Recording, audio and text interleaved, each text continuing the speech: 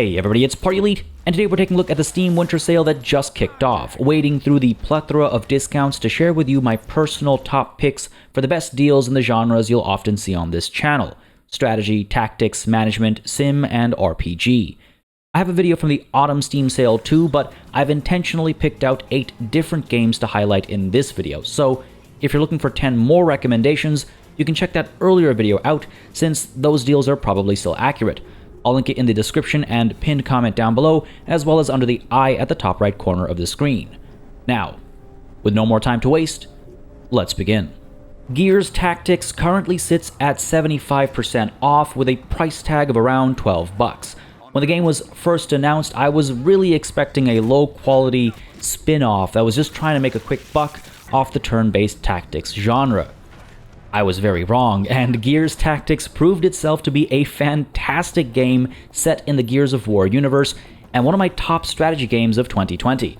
I was a big fan of the first 3 Gears of War games, and strategy and tactics games are my bread and butter, so I was looking for a solid experience both from a narrative and gameplay perspective, and was happy to see both sides get their due. The game has familiar elements of the subgenre, but also introduces some interesting twists on the typical turn-based tactics systems, pitting your more capable COG squad against massive hordes of locusts, integrating familiar and iconic aspects of the Gears of War games rather flawlessly into the genre. Each mission will have you select characters of various classes, each with their own abilities, skills, and gear, forming a small squad with which you navigate the environment as you try to flank the enemy, toss grenades, set up overwatch angles, pray to RNGesus, and run from cover to cover. With no grid system, you have a degree of freedom in how you move around threats, dodging overwatch cones, getting in and out of cover, or moving close to an enemy who's down but not out so you can curb stomp them in an effort to get extra action points for your entire squad. Action points that can be used to kill or curb stomp even more targets to try to get any advantage you can against the onslaught of locusts. Between missions, you'll be able to spend skill points or swap out or upgrade gear to better fit the needs of your individual soldiers, and from each piece of equipment to the environment and the character models, everything is absolutely gorgeous to look at. This must be the most beautiful game in this genre since its inception.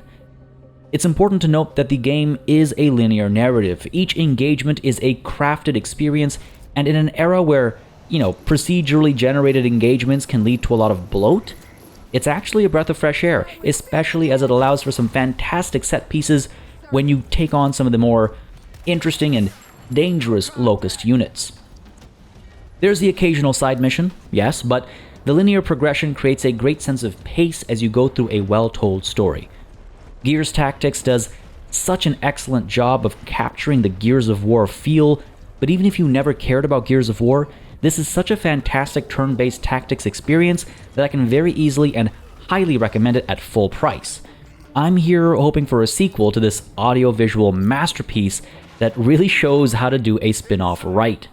Don't sleep on Gears Tactics, and if you have the Xbox Game Pass, you should be able to grab it for your Xbox Series X and S, your Xbox One, and for your Windows PC there too. Again, if you're already subscribed to the Xbox Game Pass, go for it, dive in with both feet to Gears Tactics, but if you're not, the sale price is an absolute steal.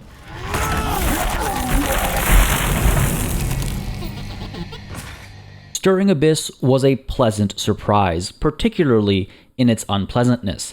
At 50% off, costing just $14, Stirring Abyss is the intersection of Lovecraftian horror and turn-based tactics, the best I've seen it done in recent years off the top of my head at least.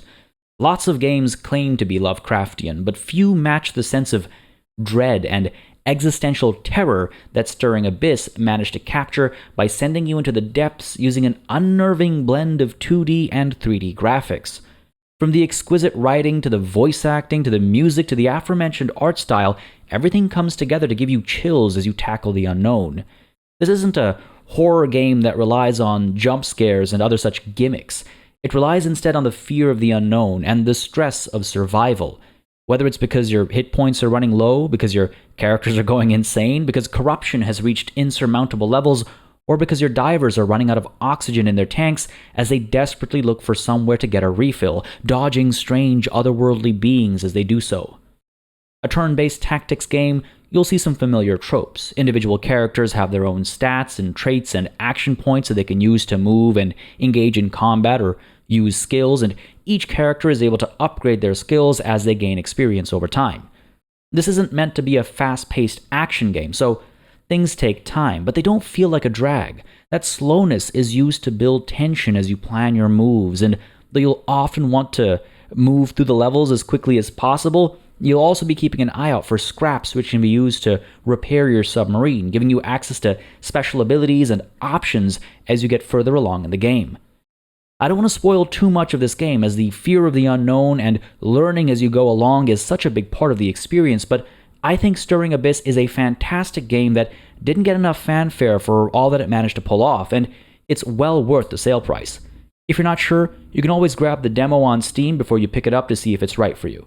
It's certainly very different from the usual formula in the genre, and that makes it all the more compelling in my books. I've been a fan of Age of Wonders Planetfall since it first came out, and at 75% off, the game sits at $14. The DLC is also on sale and well worth picking up, but it can all wait until you've played a few rounds of the base game, which is packed full of content. Planetfall takes the Age of Wonders series into the sci-fi genre after quite a few stints in the realm of fantasy, and the devs have done a wonderful job with the transition. Like most 4X titles, the game is centered around establishing and expanding settlements, exploiting terrain tiles, researching tech, building units and structures, and fighting other factions for supremacy. Add to that a great sense of humor, the willingness to explore very on-the-nose sci-fi tropes, and RPG elements alongside turn-based tactics when it comes time to do battle, and you've got a very unique little gem. Factions are varied, from space-mining dwarfs to undead robots to planet-protecting Amazonians and more, each coming with unique abilities, units, equipment, etc., etc., blended with the unique properties of the secret technology you opt to pair them with. More abilities, units, equipment, etc., etc.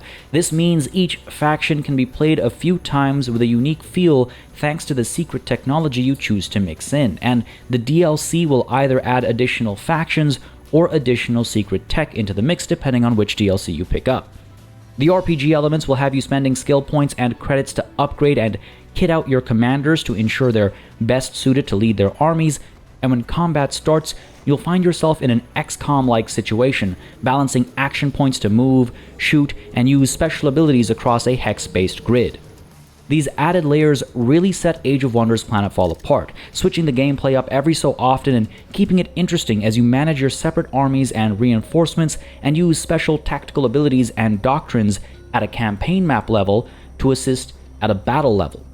Between the story-driven campaigns and skirmishes against the AI or multiplayer with friends, there are countless hours of play in Age of Wonders Planetfall, and I can highly recommend it. Into the Breach is 50% off at $8, and it's one of those games that you can just keep coming back to over and over again, much like FTL Faster Than Light from the same developers. Into the Breach has a very simple premise, pitting your time travel-capable squad of mech pilots against a kaiju invasion that threatens humanity. This simple premise is all the game needs to create an excellent gameplay loop where you pick your crew and mechs, gaining access to different buffs and abilities based on which crew and mechs you pick out, following which you dive into a series of territories across multiple islands where you have to fight off a variety of kaiju, each with their own variance in behavior and approach. This grid-based tactics game becomes a bit of a puzzle game as the enemy always telegraphs its moves, letting you know exactly what they're going to do every turn so you can plan around it. But, as you need to prioritize different aspects of your defense, having this information telegraphed doesn't guarantee success. It just adds pressure as you try to solve the constantly evolving puzzle to survive for the prerequisite number of turns. And as you go further along, things get more and more challenging.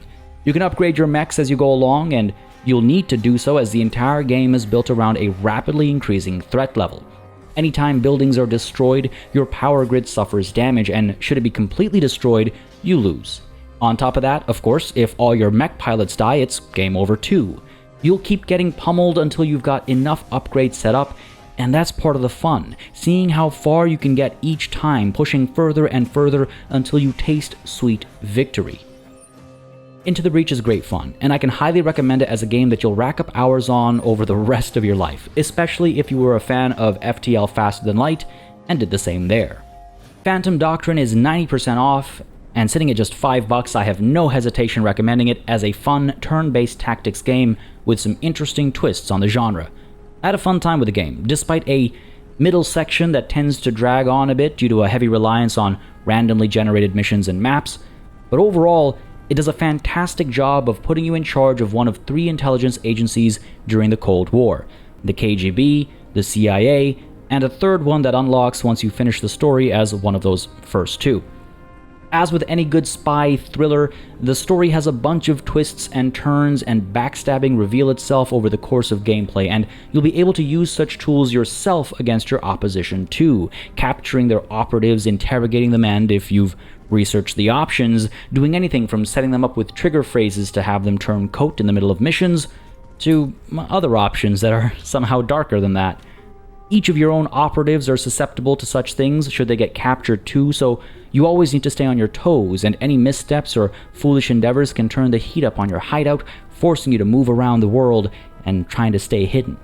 The turn-based tactical missions are interesting enough, starting you in stealth more often than not, allowing you to use disguises, tech, and skills to stay in stealth throughout if you're capable enough, but some missions turn hot and your operatives will have access to all sorts of equipment to handle those situations as well. But where things get really curious and interesting is with intel gathering.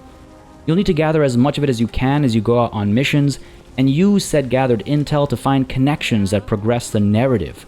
You'll literally use thread on a corkboard to connect the dots as you uncover the truth behind what's going on. The game occasionally integrates real historical events, which is a nice touch, and you'll find yourself traveling the world, hunting double agents, making some of your own, researching tech, pulling off some amazing heists, and overall playing a turn-based tactics game that really tried something different.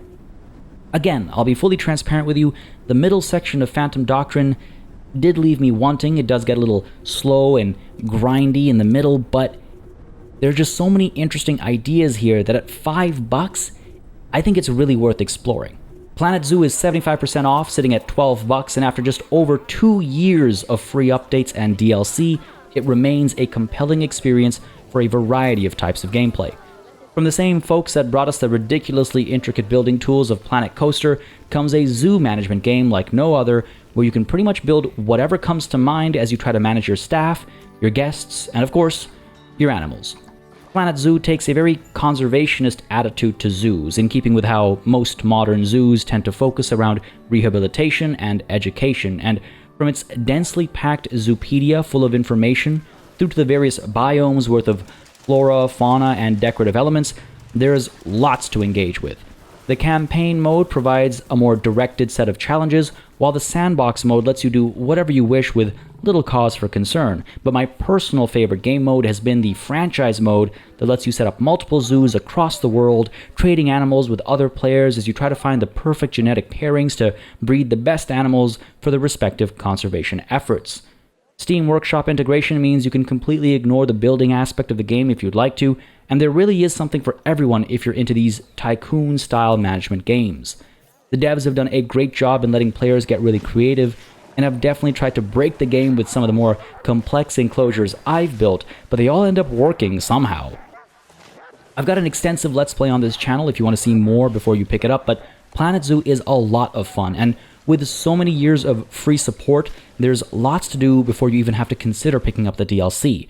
The DLC will add new pieces to build with, and obviously more animals as well, but again, the base game just has so much going for it, so many animals, and so many new features that have been added for free over the last 2 years. You can spend plenty of time with just the base game, but again, if you want more, there's the DLC.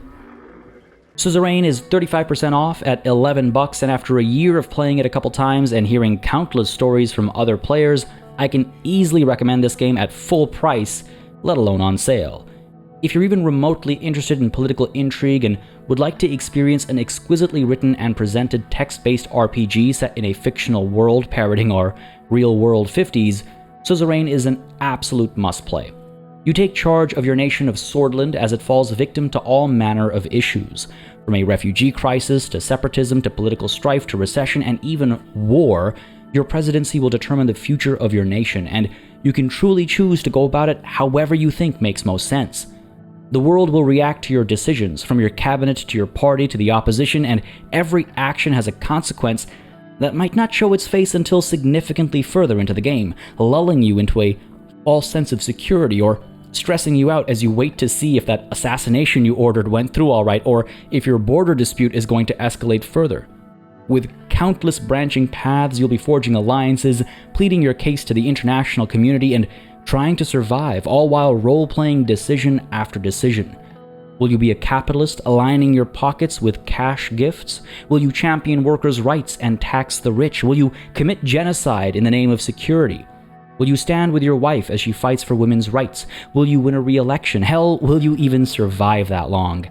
I can tell you honestly that I haven't seen all the game has to offer, and I wouldn't be surprised if nobody has, even a year after its release. It has so many intertwined, moving parts that every click seems to hold a surprise behind it.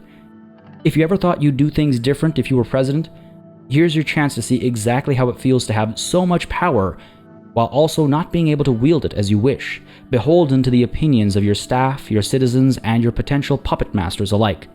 Suzerain is great fun, it's got multiple playthroughs in it, and it's just an absolute steal on sale. Lemnis Gate just released earlier this year, and it's already seeing 50% off, sitting at $11. This is definitely one of the more interesting concepts that released this year, blending FPS and strategy successfully in a way that really stands out.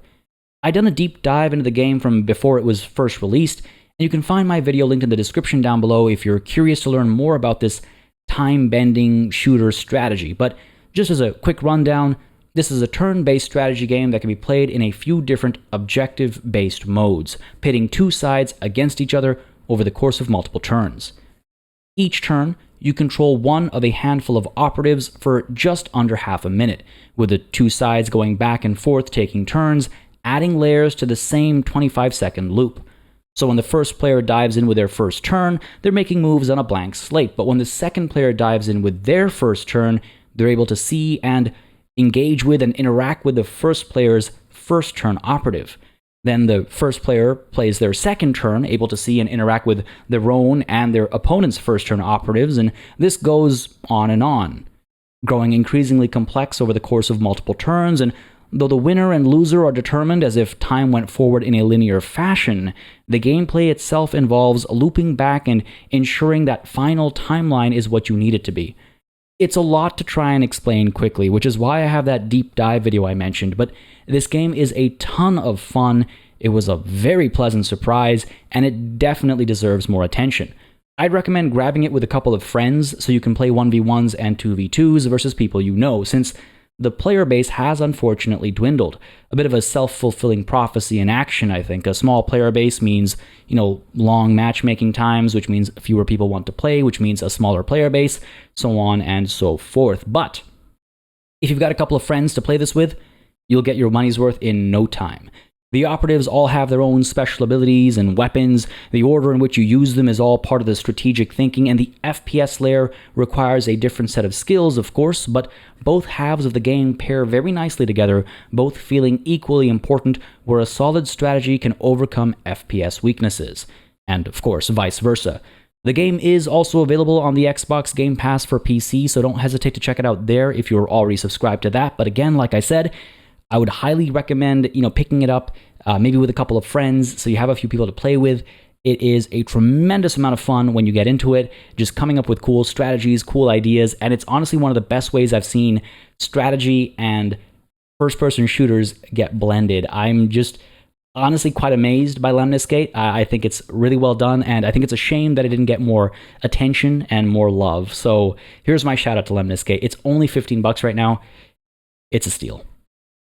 Now, if these 8 games aren't enough to keep you occupied until the next Steam sale, don't hesitate to check out the video I linked in the description and pinned comment, as well as under the eye at the top right corner of this screen, to get a set of 10 more in the same vein, and they're all still on sale too. If you have any picks of your own you'd like to share, drop them in the comments down below, and if you have thoughts on any of these picks, I'd love to hear them.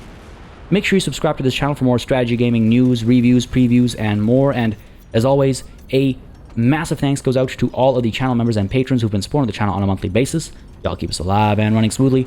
And of course, a big ol' thanks goes out to each and every one of you for watching. Until next time. Cheers.